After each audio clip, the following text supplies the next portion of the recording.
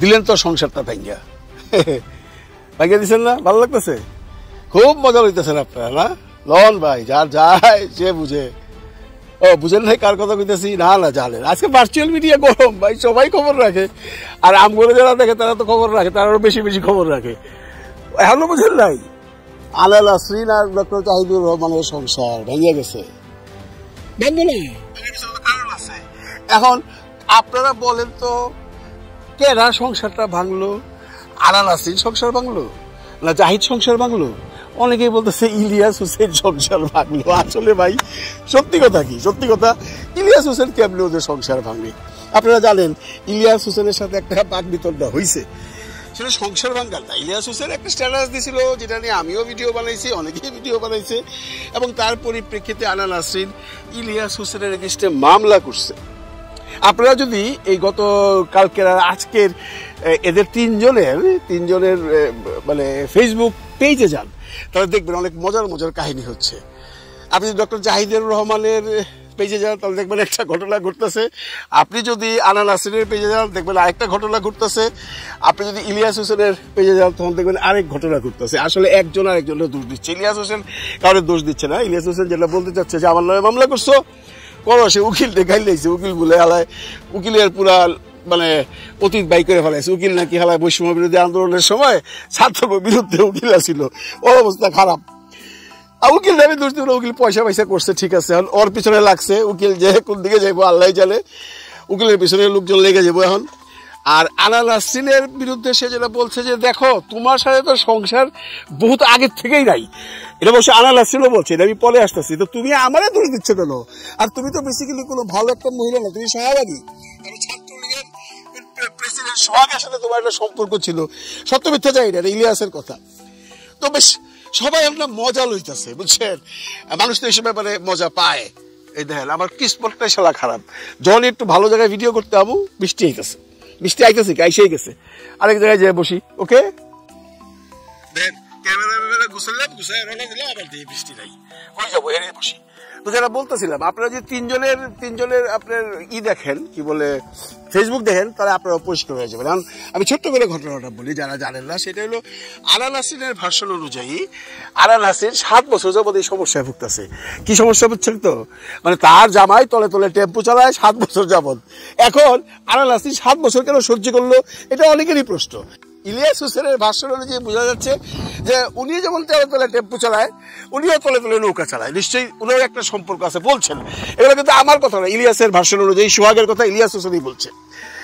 আর আমাদের ডক্টর জাহিদুর রহমান সাহেব বলতেছে যে আমি কোনো কারোর সাথে কোনো সম্পর্কে নাই, কেউ আমারে ব্ল্যাকমেইল করতেছে না, এমনকি আমার স্ত্রীর সাথে আমার সম্পর্ক যাই থাকুক, আমি এইসব ব্যাপারে আপনার সাথে কোনো কথা বলতে চাইলে তাকে আমি ছোট করতে চাই না। 17 সেপ্টেম্বর আমি তাহলে ডিভোর্স লেটার পাঠাইছি, কিন্তু ডিভোর্স লেটার পাঠাইছে ঠিক আছে, কিন্তু উনি ওনার স্ট্যাটাসে লিখছে আমার প্রাক্তন স্ত্রী। আমি অত্যন্ত বিনয়ের সাথে ডক্টর জাহিদুর রহমানের বলছি, আপনি এত শিক্ষিত, পিএইচডি করছেন, অমুক করছেন, তমুক করছেন, প্রাক্তন মানুষ কখন হয়?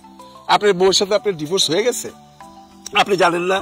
90 দিন পর এটা একটা ডিসিশন হবে কোর্ট থেকে। যখন ডিসিশন আসবে দ্যাট ইউ আর ডিভোর্সড, তখন আপনি বলতে পারবেন যে আমার প্রাক্তন। সে তো আপনার প্রাক্তন না, সে স্টিল আপনার স্ত্রী। কারণ আইন এমন করেই তৈরি হয়েছে যে আপনি নিশ্চয়ই জানেন, তবু আমি দর্শকের জন্য বলতেছি, যদি কেউ যদি তার হাজব্যান্ড যদি ওয়াইফকে ডিভোর্স দেয়, ওয়াইফ যদি হাজব্যান্ডকে ডিভোর্স দেয়, মানে আদালত চায় এই 90 দিন সময় দিতে, যদি কোনো কারণে তাদের মধ্যে একটা কম্প্রোমাইজ হয়ে যায়। কারণ আদালতও চায় না কারো ডিভোর্স হোক, আমরা কেউই চাই না কারো ডিভোর্স হোক।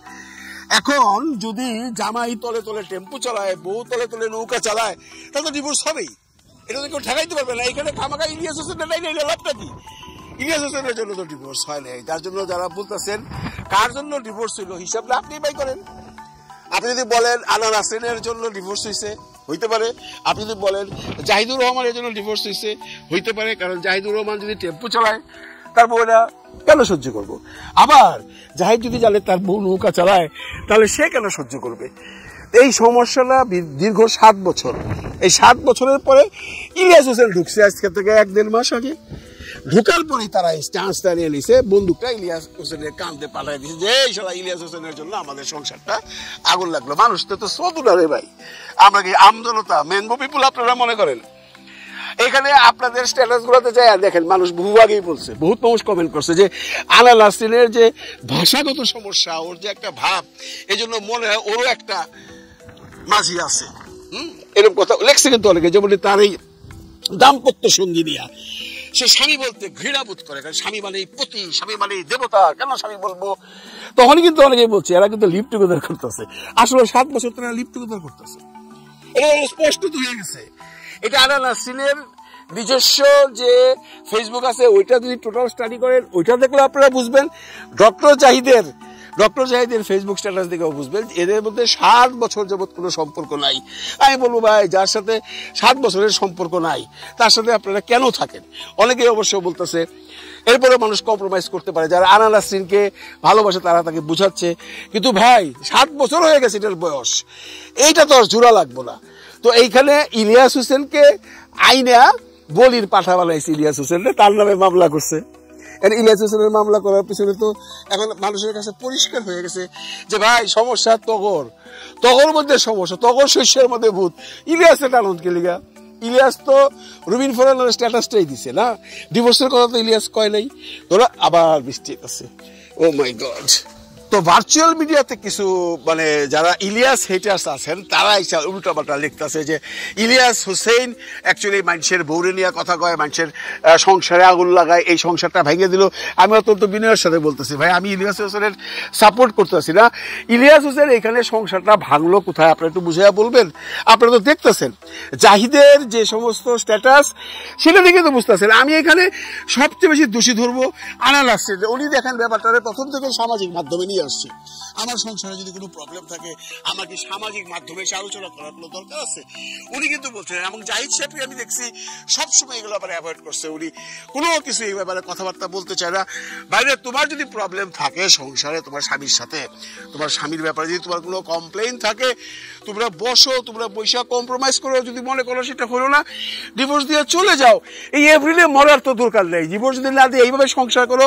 এই 7 বছর তো প্রতিদিন আনা নাসরিন আপনিও মারা গেছেন, আপনার জামাইও মারা গেছে, আপনাদের মধ্যে কোনো সম্পর্ক নিশ্চয়ই নাই। শারীরিক সম্পর্ক বলেন, দৈহিক সম্পর্ক বলেন, আত্মিক সম্পর্ক বলেন, কিছু নিশ্চয়ই নাই। ইলিয়াস হোসেনের ভাষণে যে দেখলাম আনা নাসরিন এবং এই জাহিদের টাকা পয়সার জন্য তার পিছনে লাইগা রয়েছে বা তার সংসার করছে 7টা বছর। 7টা বছর সংসার করার পর আপনি এই যে আজকে ডিভোর্স দিছে, এখানে তো আমার মনে জাহিদকে কেউ দোষ দিতে পারবে না। ডক্টর জাহিদ তো কখনোই মুখ খুলে না। তার অন্যান্য ক্যারেক্টারাইজেশনের ব্যাপারে কথা বলতে পারেন, তার রাজনৈতিক বিশ্লেষণ নিয়ে কেউ মতামত থাকতে পারে, আমিও তাকে পছন্দ করি না, কারণ সে অলওয়েজ আমাদের বিরুদ্ধাচরণ করে। কিন্তু এই যে সাংসারিক জীবনে ডক্টর জাহিদ তো অনেক ধৈর্যের পরিচয় দিছে।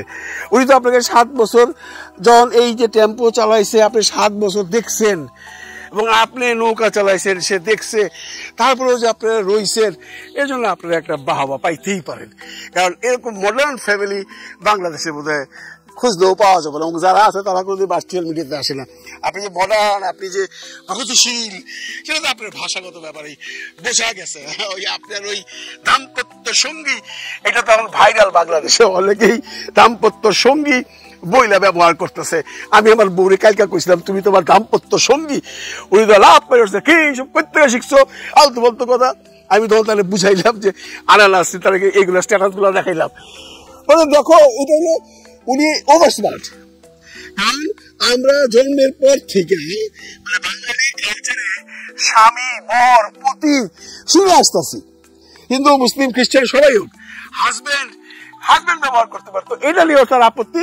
হাজবেন্ড ইংরাজি শব্দ, মানে অ্যাজ উনি আসলে মানুষের দৃষ্টি আকর্ষণ করতে চাইছে, মানুষের এই জায়গায় ঢুকতে চাইছে যে আমি একজন ইন্টেলেকচুয়াল কেউ। কিন্তু শেষ পর্যন্ত কি হলো আনা নাসরিন, সংসারটা ভেঙে গেল। আর মানুষ এখন মজা লইতেছে। ক্ষতিটা কার হয়েছে? ক্ষতিটা তো আপনাদের হয়েছে, এবং এর জন্য আমি জাহিদ সাহেবের চেয়ে আপনার বেশি দায়ী করবো। কারণ ফেসবুকে আইসা এই সমস্ত প্রচার করছেন আপনি, মানুষকে জ্বালাইছেন আপনি, ইলিয়াস হোসেনের সাথে ঝগড়া করছেন আপনি। কারণ আপনাকে যে ডিভোর্স দিবেন তো আপনার স্ট্যাটাসেই লেখা ছিল যে আমি যখন বলছি মামলা করবো তখন আমার স্বামী তো বলেন না, আমার দাম্পত্য সঙ্গী বলেছেন উনি আমাকে ডিভোর্স দেবেন। তো আপনি মামলা করছেন, তারপর ডিভোর্স দিছে। এখন এখানে মামলাটা কবে করছেন এটা নিয়ে কিন্তু একটা সমস্যা আছে ভাই।